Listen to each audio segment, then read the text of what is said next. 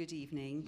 My name is Krisha. I'm going to be very brief, actually, because I'm really just going to be introducing a short video, just about a 6 or 7 minute video that gives an overview of Huts for Vets. So that's going to kind of tell you quite a bit about what the organization does. And then you will be hearing a little bit more from Dan Glidden and Colonel Merritt, who are two of our board members, talking a little bit more about, their motivation for founding Huts for Vets and what that means to them. It's a really remarkable organization. As it was introduced, I've been with them for about 4 years now, working with them and documenting the programs. And, essentially we take veterans, mostly suffering from PTSD, traumatic brain injury, military sexual abuse, and take them up to the 10th Mountain Huts, up into the wilderness for healing. And we go up to the Margie's Hut for 4 days, and it's really kind of wonderful going up and taking them to the 10th Mountain Huts. This actually isn't in this particular video. I think I have it in a different video. But a little bit of a background about the 10th Mountain Division, who trained in these mountains. And of course, the huts were built in their honor. And to have this lovely kind of full circle of now our veterans from Iraq and Afghanistan being up there with this wonderful kind of, heritage of the 10th Mountain there is... I'm sure that, most of them have passed away now, the 10th Mountain guys, and I'm sure they'd just be thrilled to know that the huts are being used, for that. So I'm trying to be brief, actually, now, but...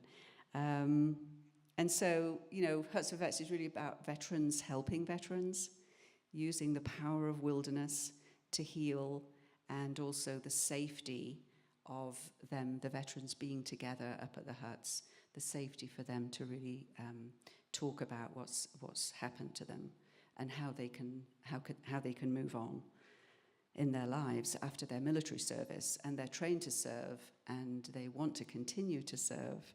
And in my experience with interviewing veterans now for 4 years, I would say that their humanity and their dedication to service and their moral authority, it's a subject we talk a lot about with veterans up in the mountains, is something that really I feel that the world, our communities and the world really needs right now.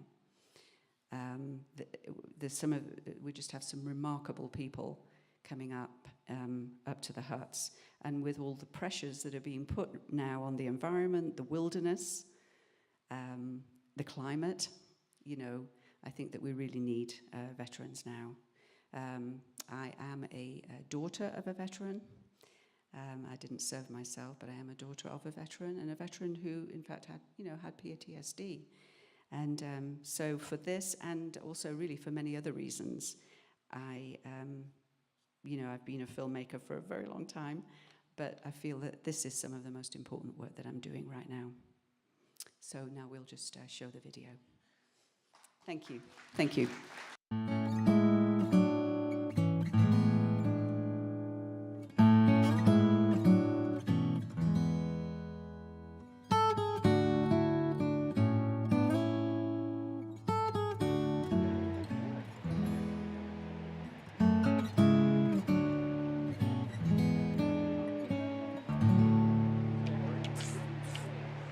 Beautiful morning. Can't beat this. Yeah. Look at it out here. Just can't beat it. The trailhead into the wilderness is really a portal of sorts. It's a place to enter with a new mentality. And for the next 3 days, we're going to be in the wilderness. Open your sensory systems. A lot of us live in our heads a lot. So drop off that if you can. Walk like an Indian.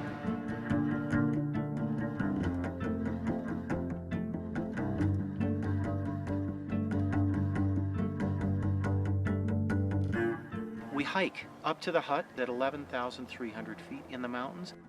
It's almost 7 miles. We take small groups. We don't take any more than 10 veterans per program. And that's so we can really communicate with them and really connect with them.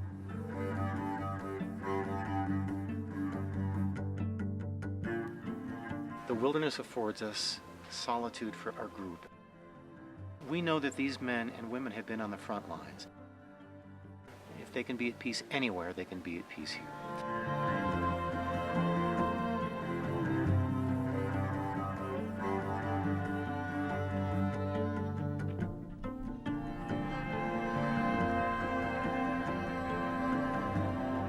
We look for veterans who are what we consider the highest risk, and we think combat veterans are among the highest risk. I mean, currently today, the suicide rate is 22 or 23 veterans per day. A lot of those veterans have endured soul wounds, traumas to their deepest selves. I was the third Humvee in the rotation, and boom, IED. Killed my driver, killed my gunner, messed me up, got shrapnel cut. I hit the front of the Humvee. The medic that rode with us lost his arm. My driver was 19, my gunner was 18. My one guy, the 18-year-old, his mom, every year on his anniversary, he got killed. She sends me an invitation, and I still can't have the courage to go visit, because I think they're gonna hate me, because they're gonna hate me because I came back and he didn't. I can still see the first guy that I carried and remember turning my head away to the window of the bus and letting tears roll down my face, you know? I had no idea the things that I would see. When you come home, it's like we've got all this trauma built up inside of us, and we haven't yet even figured out what that is. I mean, we've been changed. We've seen hell. We've seen mankind at the most evil mankind can be.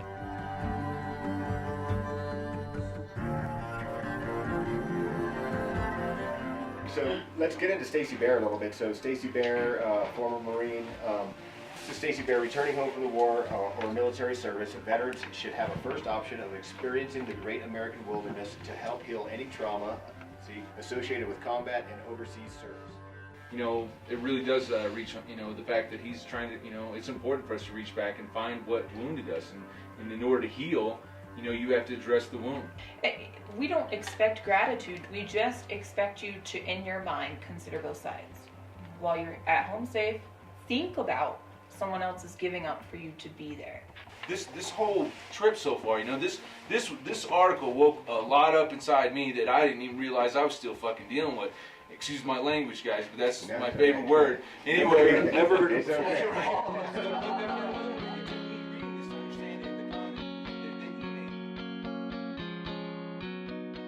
I've walked myself into my best thoughts and know of no thought so burdensome that one cannot walk away from it. Between the readings and the connection with nature, inside conversations and down the trail and across the ridgetop, when you're giving people something to think about and then introducing nature or vice versa, the combination of those two things is just incredible. It's been a great opportunity to be here and go on these hikes and backpack and learn the wilderness, and meeting really great people, connecting and realizing how similar a lot of our stories are. I just hope the whole world can see this and see the impact that it has on us veterans. This is the program, this is it, this is what needs to happen. This needs to be the protocol as soon as every veteran, every active duty, reservist, every member coming back from a war environment is going through something like this. Gets the help, gets this program right away. This needs to be mandated.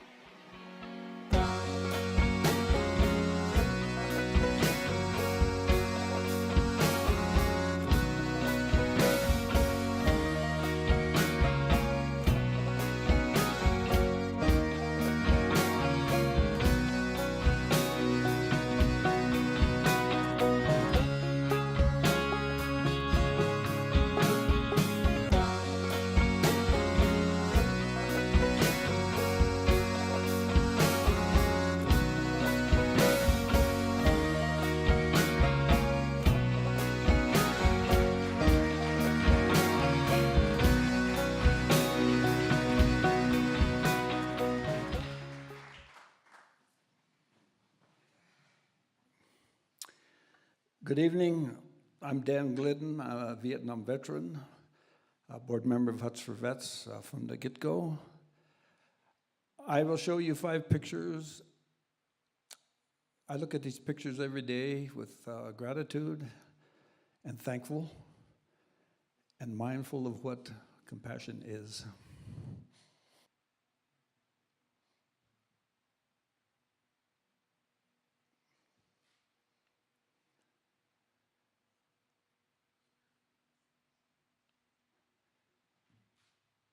I was in the Peace Corps in Peru, 1963, 1965.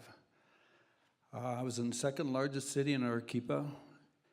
We were building homes for 6 railroad worker families. We just finished one of the houses, and one of these workers came up with family. This young lady touched my heart. The most angelic little kiddo I've ever seen, and I said, if I can build a house for her and her family, and eventually 5 other families, get them out of their slums, get them out of the shanty that they were living in. If I can do that, it's all good.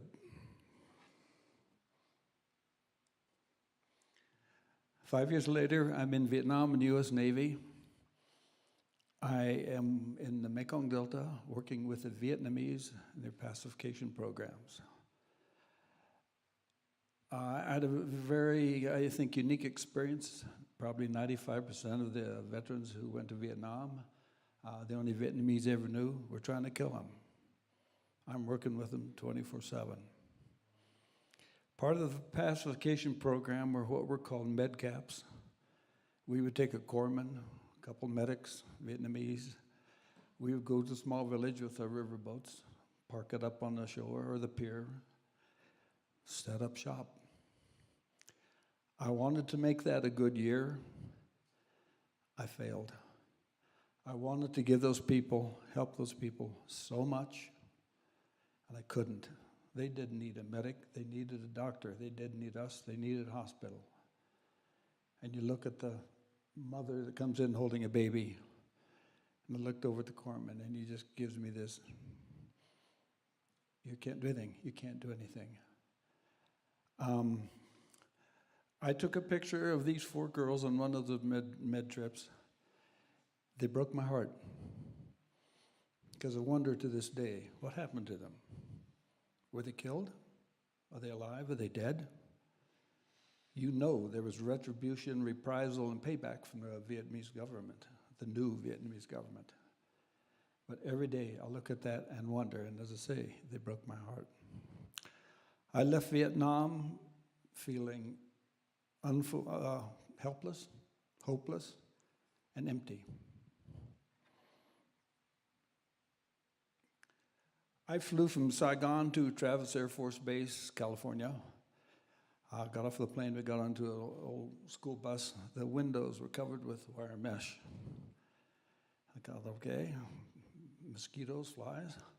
As we drove toward the front of the military, of the gate, main gate, there were California Highway Patrol, Shore Patrol, military police. Had shotguns, a couple of them had batons, shields, and I thought, okay, what is going on here? I found out very quickly. We drove across out into the civilian world. There were probably 50, 75 of these demonstrators. They were all screaming at us, yelling at us, murderer, rapist, baby killers, and I got the multiple middle finger. I thought, I wasn't expecting a parade when I came home. I was not expecting this. This lasted with me for a long, long time. But I took that negative, no compassion, and I said, I am never going to let any other veterans be treated the way I was. I said, never. I kept that pledge. I was a police officer in Aspen for 26 years. One night, 3 o'clock in the morning, I met this young lady, being a very creative 17-year-old. I said, come here. I said, the way you're going, you have 2 choices in life, and they're going from slim to none. I said, if you don't change your lifestyle, you will either end up in prison or dead. She started arguing with me. I said, no. If you don't change your lifestyle, you will end up in prison or dead. Do something about it. That year she got her GED, graduated, joined the Navy, became a corpsman, went to Iraq with the Marines for a year in Fallujah. She came back here, she's in the valley, has her own home health service. About 3 years ago, she came up to me, gave me a big hug, kiss on the cheek, and said, "You saved my life. I'll take it." As Amy mentioned, I've been a board member for 6 years. This is our 6th summer of taking men and women up into the high country. I'm glad you can see this picture. Look at, there are a lot of smiles on those faces. I kept my pledge. I said I'm never going to let other veterans be treated the way I was, and this is living proof of it. So thank you very much.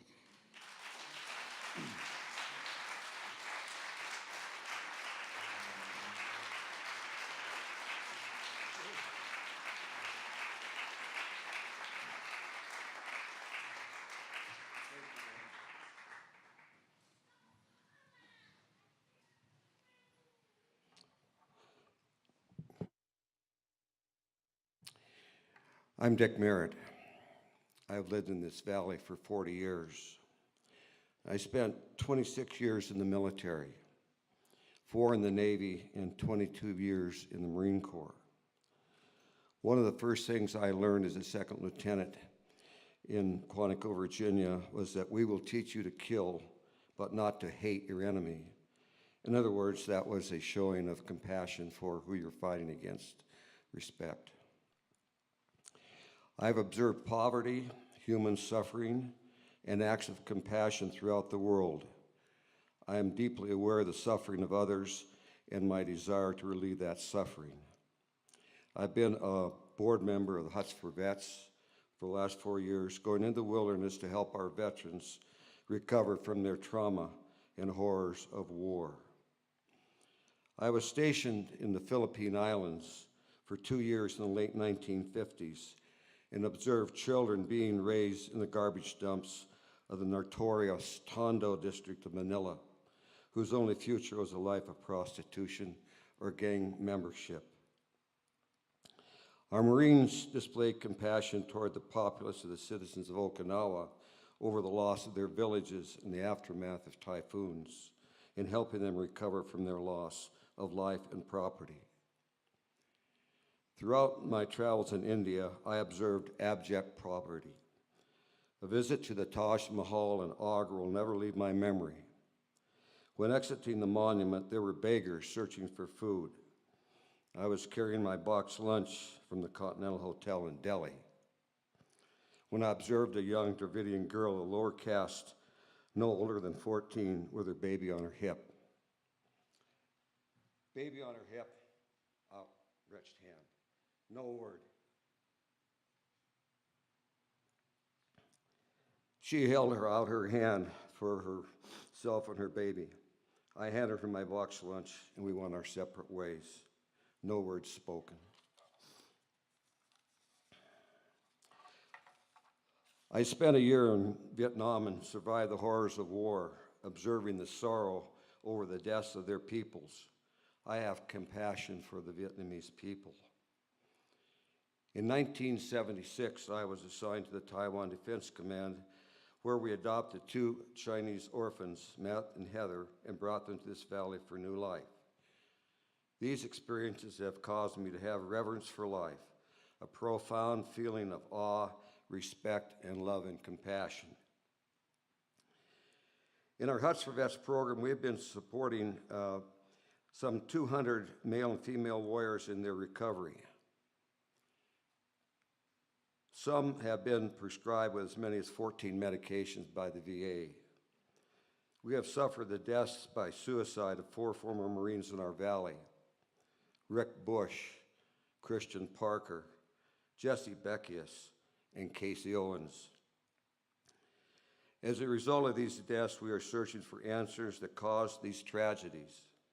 We are searching that beyond PTSD and physical trauma, another injury is becoming evident, and that is moral injury. Moral injury is a debilitating psychological or spiritual damage resulting from transgression of deeply held moral beliefs and expectations. It is damaging to our warriors and families and friends. It is damaging to our communities and is damaging to the societies that send them to war. I was having issues, and I still am having issues coping with moral injury associated with my military service. I came back from Vietnam in 1971. I was assigned to recruiting duty in Detroit, Michigan for 2 years. I recruited 240 men a month and sent them into combat, some to their deaths. I had to go back and report their deaths as a casualty reporting officer to their parents and their families. So my moral issue is that I sent those young men into their deaths. I could handle it in Vietnam, but then to go and recruit and coming directly from combat and having to recruit young men and send them in there is something that I'm having a problem with. Since my return from combat in Vietnam 51 years ago, I have not killed. Through Huts for Vets, I have tried to heal veterans suffering from the trauma of war through the reverence of life philosophy of the humanitarian Dr. Albert Schweitzer. I'd like to read you a poem by Dr. Schweitzer. Hear our humble prayer, O God, for our friends, the animals, especially for animals who are suffering, for any that are hunted or lost or deserted or frightened or hungry, for all that must be put to death. We entreat them all, thy mercy and pity, and to all with them we ask a heart of compassion and gentle hands and kindly words. Make us ourselves to be true friends to animals and veterans to share the blessings of the merciful. Thank you.